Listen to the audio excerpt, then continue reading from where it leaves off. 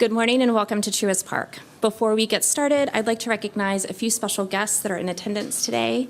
Walt's family, his wife Terry, his boys Blake, Bo, and Brock, and Brody joining us virtually, Brian Snicker, and Chipper Jones.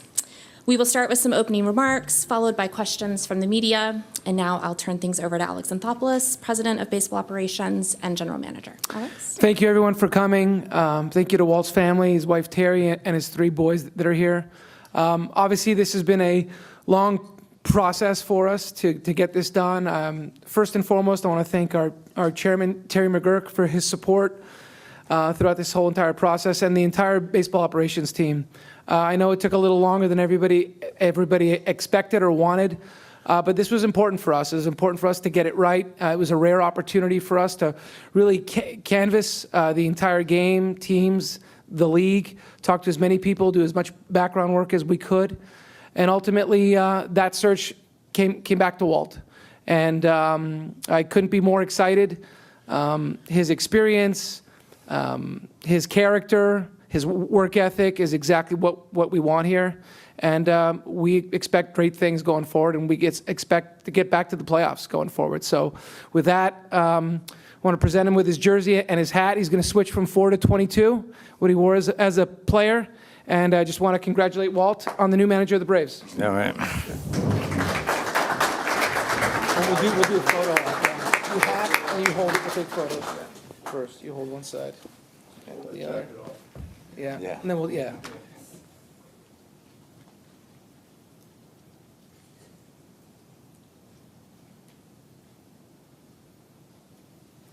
All right, good?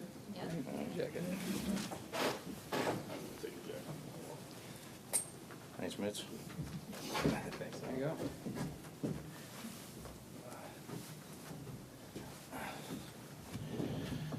Dramatic pause here for the buttons.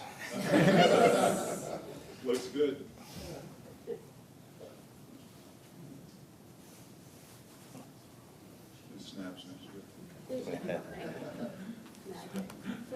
You get one button at the top. I That's got it. one. Terry, he gets one button. Yeah. Congratulations.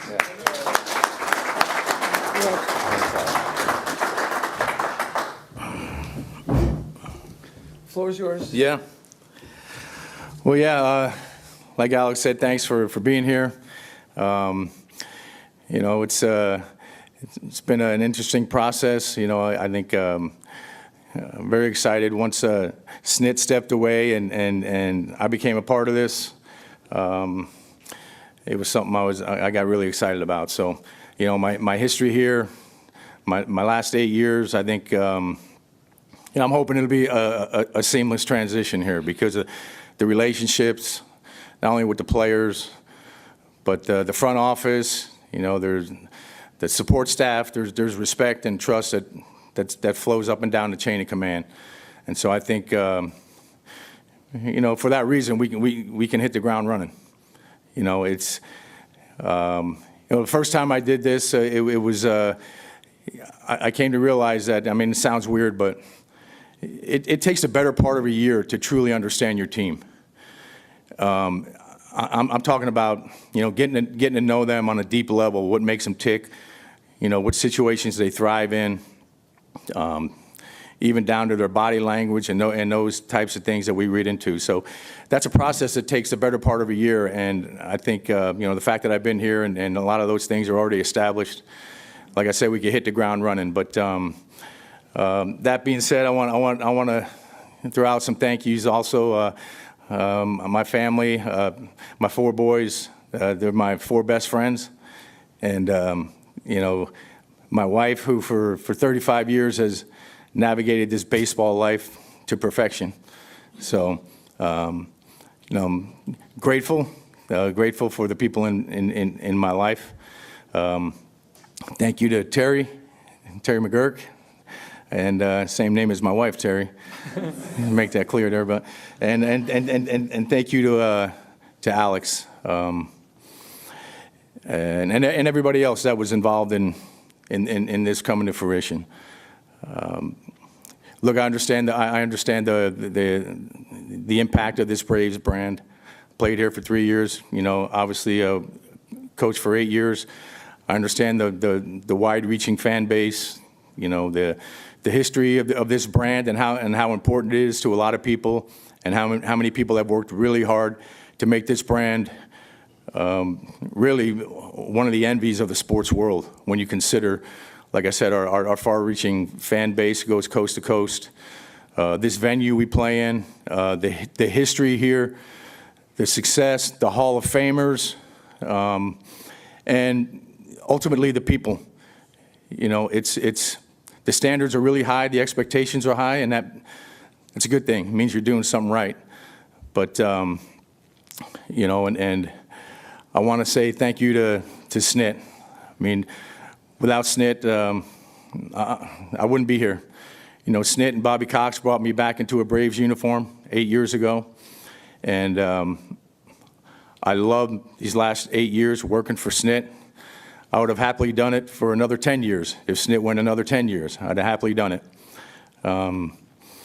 So learned a lot. I've evolved, from my first job in Colorado.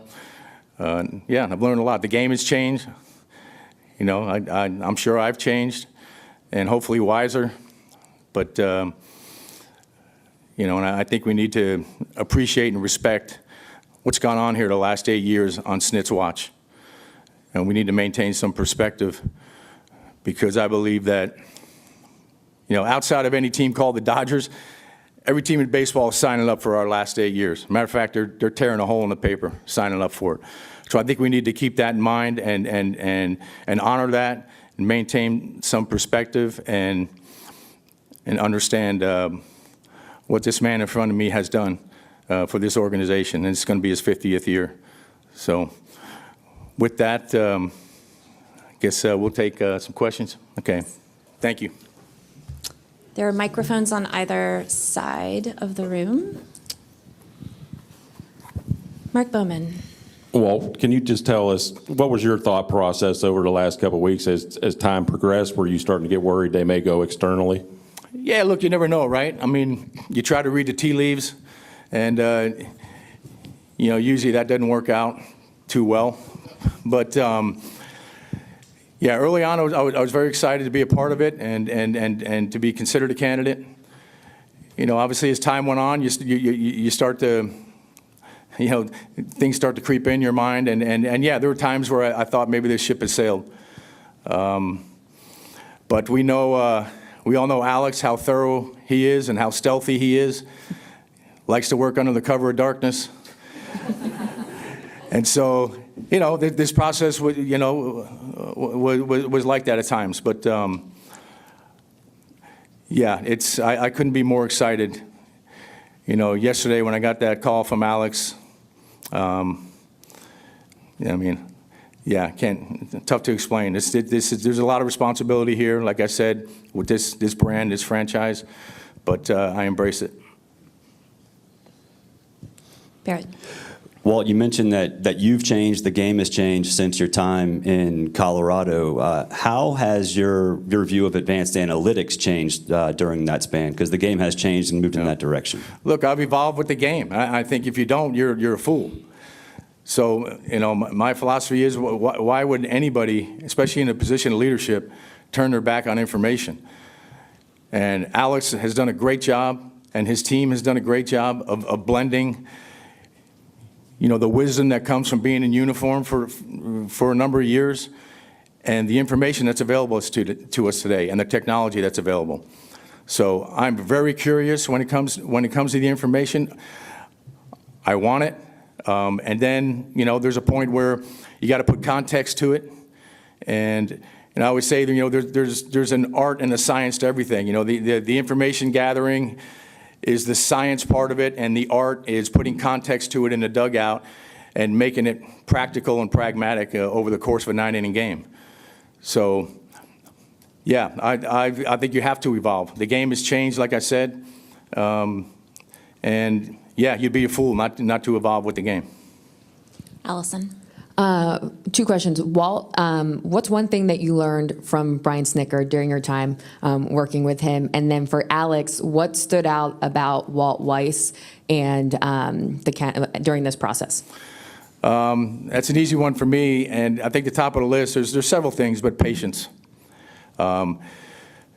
It's really good to see, for me to see SNIT operate these last 8 years because, our personalities complement each other very well. I mean, obviously our personalities are different. We're two different people.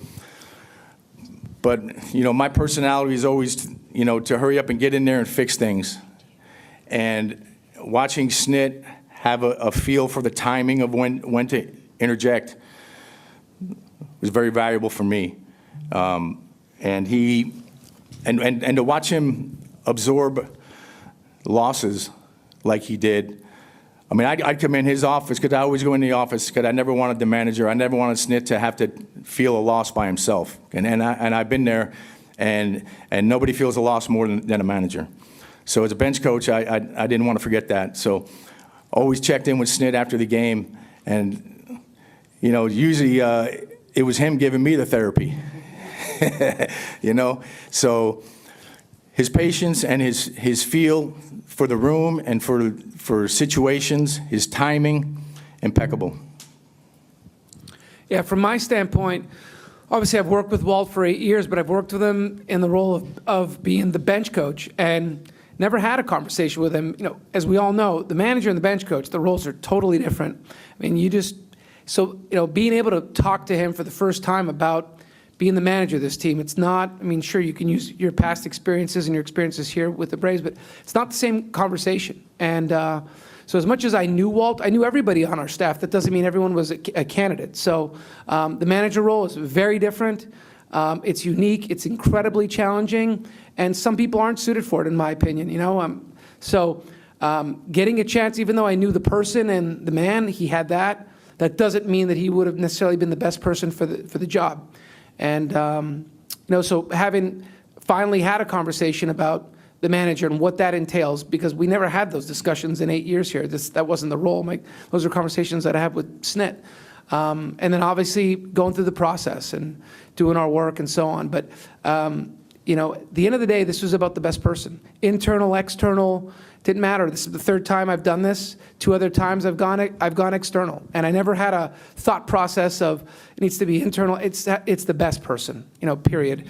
You hear different things about, well, the roster and this and that. The rosters change. You're going to change the manager at the same time. You need the right person, the right individual, no matter where they come from.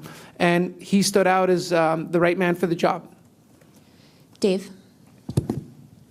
Walt, I know you said you've changed since the first time you did this in Colorado. How do you think this environment here with the Braves, you've been in it now for a long time, will help you succeed as a manager here by comparison to there, just the resources you have, how you've grown as a manager, the players you have, everything? Look, the circumstances they couldn't be more different. When I took the job in Colorado, I was out of the game for 4 years. I worked as a special assistant to the GM and the manager for 8 years, but I was gone for 4 years. I was coaching high school football. So I got pulled back into it. I got asked to do an interview, and I said, what the heck? I've never done this. I'll go through this process. It'll be a good experience for me. I ended up getting a job. So, and look, I took over. At that time, it was the season after the worst season in franchise history. Now, there's been some rougher times there recently, but at the time, it was the worst season in franchise history. So, and there were some things there, culturally that, took a lot of time and energy. Look, I loved my time there. It gave me this opportunity. If I didn't do that job, I wouldn't be sitting here today. And I had great relationships there, and it really challenged me, and I'm very proud. Look, we didn't have a great record over that 4-year period. Very proud of what me and my staff did and the front office did as far as changing that culture and setting them up, to be better. So I'm proud of that. Here it's obviously very different. Think about yourselves. Where are you, now compared to 12 or 13 years ago? Hopefully you're a little bit wiser. If not, you probably need to check yourself. So, yeah, I've experienced a lot. And at a high level, I know, like I said, I know what this brand means and how important it is and how high the standards are here. And that's what's exciting. I also know that I have people that I work for, they're going to have my back. You know, I understand it's a performance-based business, and I get it. I've been in the major leagues for 35 years now in a variety of roles. So I get it. You know, it's a bottom-line business. But the winning has to be a byproduct of the relationships you establish, the trust that you have with your players. You know, when it comes to players, as it relates to coaches and managers, typically they ask themselves 3 questions. You know, does he care about me? Can I trust him? And can he make me better? And, you know, I feel like I've checked those 3 boxes already here over my last 8 years. So circumstances are completely different, and so are the expectations. But like I said, when the expectations are high, it means you're doing something well, so it's a good thing. Michael? Oh, sorry, Gabe, do you have another question? No. Me? No, Gabe, go ahead. Do you have Okay, another cool. question? Walt, Terry, and your sons, you talked about their support. Could you just elaborate a little bit on just what their love and support meant to you since you made the decision to come back, especially? Yeah. Well, look, they've been in my corner every step of the way. You know, when I got back in the game, you know, that was a tough one in some ways because like I said, I was away for 4 years, and I was a dad and a husband full time. So, you know, the family gets uprooted when you get back into this game. This game is not conducive to family life. It's all consuming.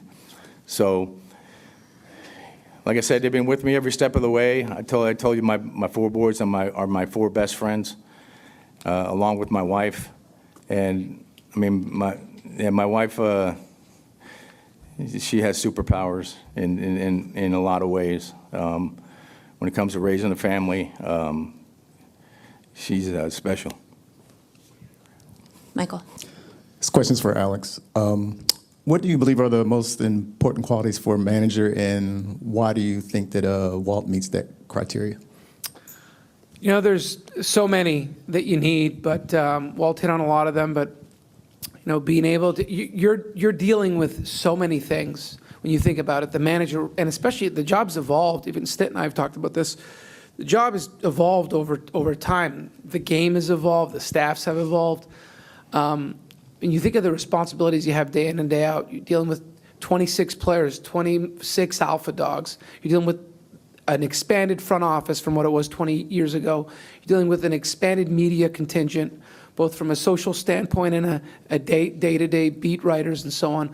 Then you've got the in-game component, and then you've got a staff that you've got to deal with as well. So then you have to do the job well beyond that, but you're juggling all those things, and you're spread really, really thin. And from an emotional standpoint, it amazes me that just, you see these managers in the game and Snit and so on, just to not react, to stay calm, to stay patient, to stay even keeled, to be consistent, to be the same person day in and day out. That's hard to do. A lot of people can't do it, and also can maintain the respect of the clubhouse and the players and everybody around you, and also do a good job. So the list goes on and on. It's endless. These jobs are partnerships with players, office, media staff. You're partnering across the board. We all want the same thing. We all want to win. And, we might not always agree on how to get there, but, our values are all very aligned.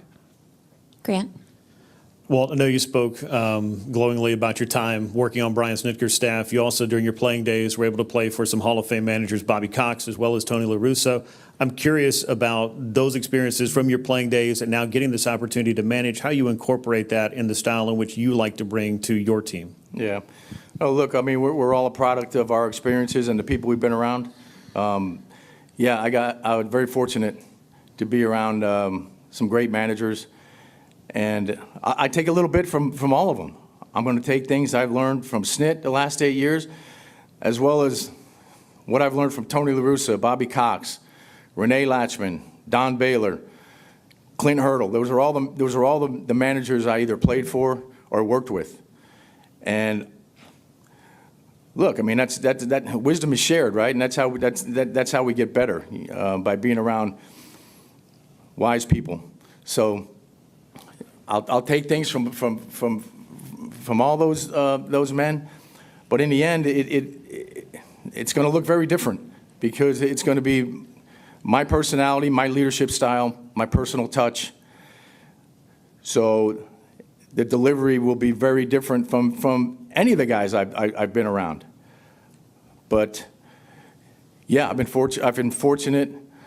I always say, look, I never want to act like I have all the answers, because we all know better. But you know, most of the things I've learned over the course of my life and my career, I've learned through failure, by screwing up. You know, but and the fact that I've been around some pretty smart, wise people in this game. Been fortunate to have been around some high-level people, and every once in a while I paid attention. So a lot of the stuff I've stolen from other people and made it my own, and that's what's going to make it unique in the end. Bo. Alex, how many individuals did you interview for this job? And when did you know it was Walt, and what did set him apart from all the other candidates?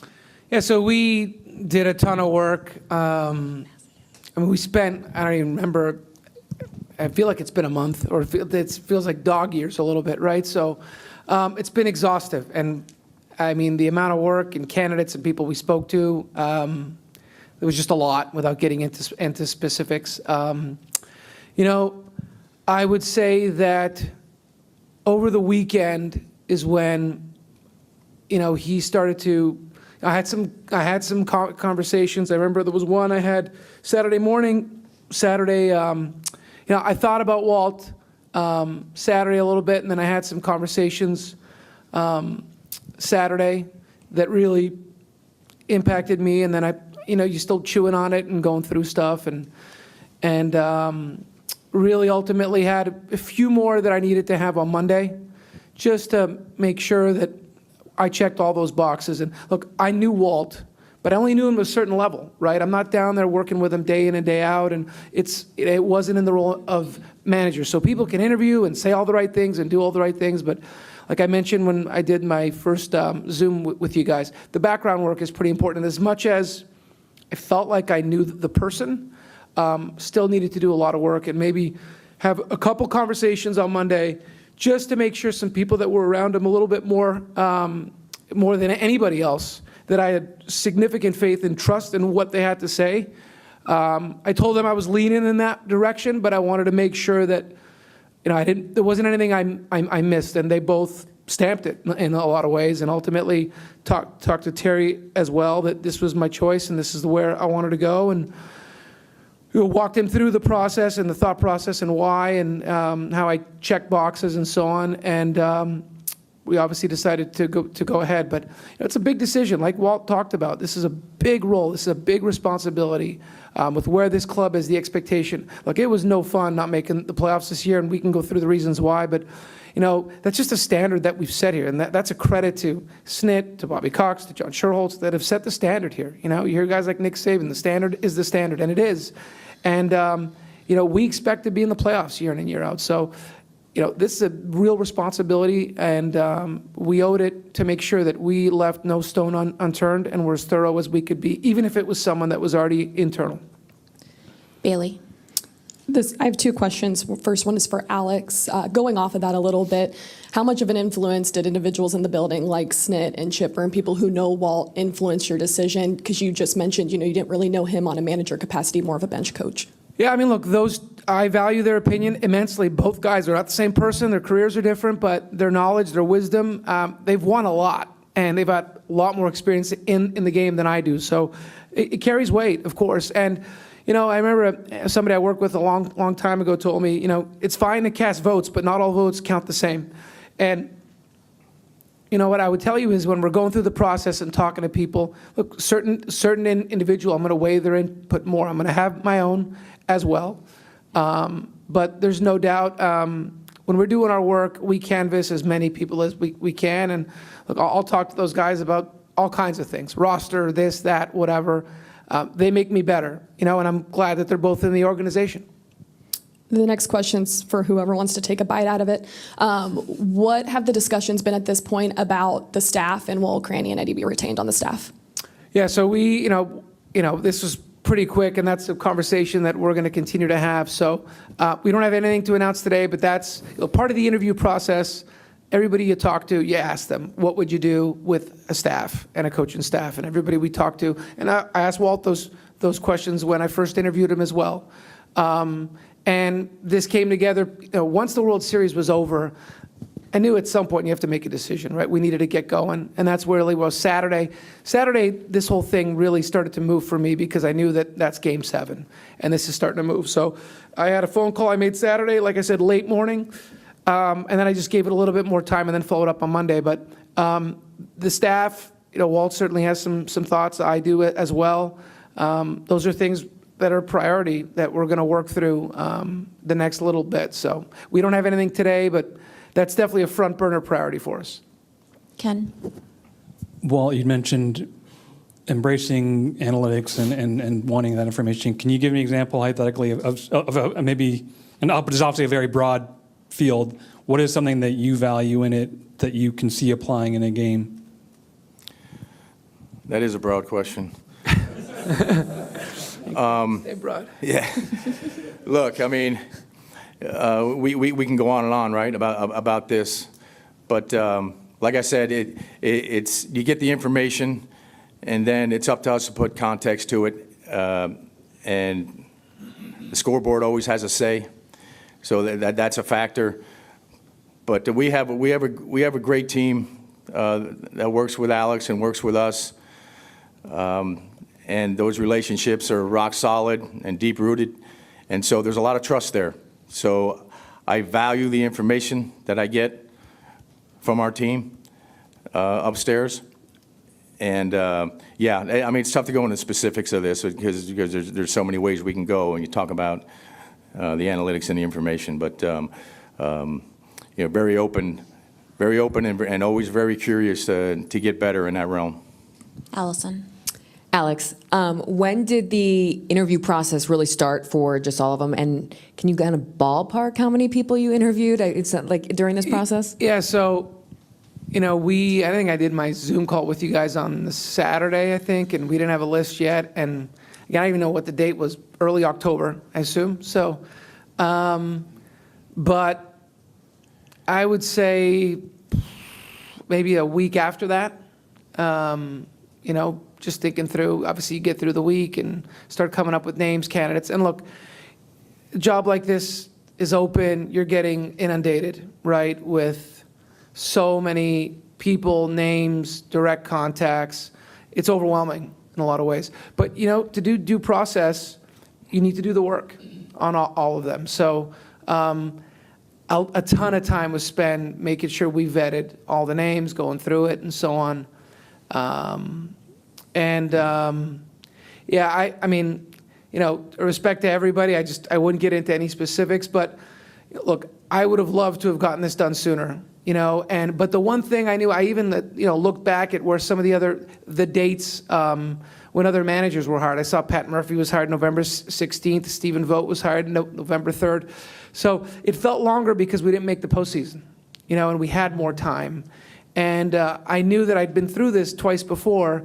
I didn't need to rush. As much as people wanted it to be a rush and wanted to move, I was fine. Now, I did know that once you get to the end of the World Series, free agency hits, we have option decisions to make within 5 days, there's a lot going on. And at some point, you've run the process, right? You've talked to as many people as you can.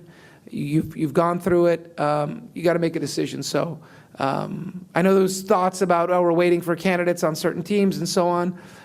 You know, I know this, I was following along things in the media, but look, we had we had employees asked to be interviewed when we were in the playoffs. That happens, right? You have off days, you have things like that. So you don't need, I know that was out there, but you don't need to wait till the end of the World Series to talk to people. You could talk to people throughout the playoffs. And look, Walt's been called on a few times over the past few years. He declined the opportunity to talk to clubs. So, that was his choice to make. He wanted to stay on staff with Snit and be with the Braves. But we've let other people talk during the postseason. We didn't announce it. No one knew about it. But there were many times in that 7-year playoff run where we had employees speaking to teams. Okay, anyone else?